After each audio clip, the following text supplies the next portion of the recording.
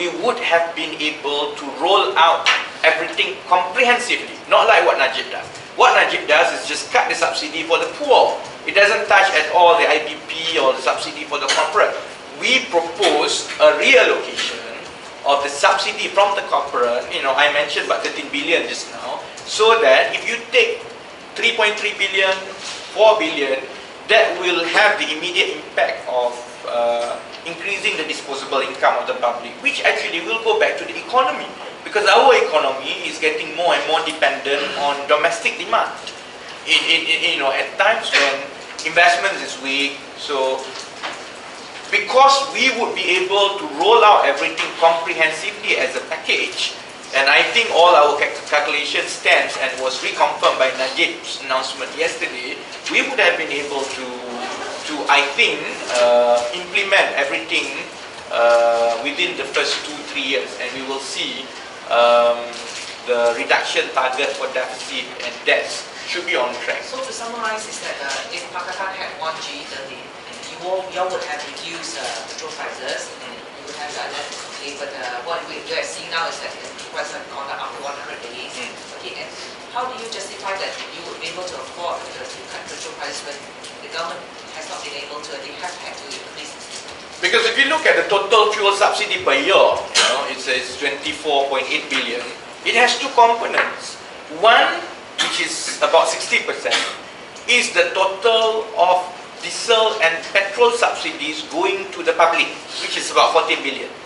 The other 10 billion is actually going to the corporate, which is the corporate subsidies. These are in the form of cheap gas, cheap LPG, electricity, and so many other things. And on top of that, there is another 8 billion opportunity lost because gas is sold cheaply to IPP. So there is an opportunity to restructure approximately about 13 billion worth of subsidy going to corporate sector every year. What we would have done is that restructure the 13 billion and rechannel it to the public, so that while we have the breathing space by lowering down immediately the fuel price, that will allow us to simultaneously roll out some other reform measures as well. So, which hopefully when you do it as a package, within 2 years, 3 years, then you start fixing the real structural issues of the economy. Najib only looks at one bit, which is the easiest bit, which is the fuel price. He doesn't want to go through this very onerous and difficult task of sitting down with industry, twisting the arms of the IPP, perhaps looking at some other taxation measures that actually get some money back from the IPP.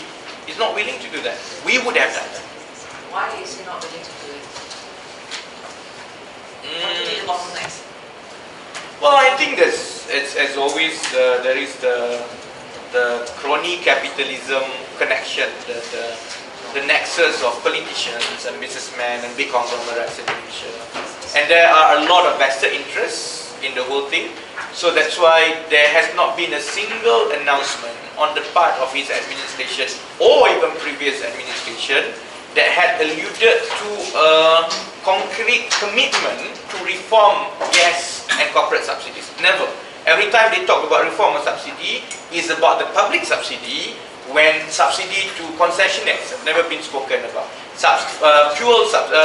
Sugar subsidy, flour subsidy, all these monopolies have never been touched at all. It's not been discussed at all. It just shows that, that's why we always argue that the reform is not wholesome, it's not in one complete package, and therefore it is unfair to the public, because if you want to penalize the public, then do the same or even more so with the corporate subsidies. Okay?